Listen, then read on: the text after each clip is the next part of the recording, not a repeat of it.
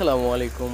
Welcome to our YouTube channel MSC Automobiles. Welcome to another new video. So guys, আমরা gas Italy brand দিয়ে একটা নতুন গাড়ি LPG conversion করে ফেললাম। এটা তেলে চলতো।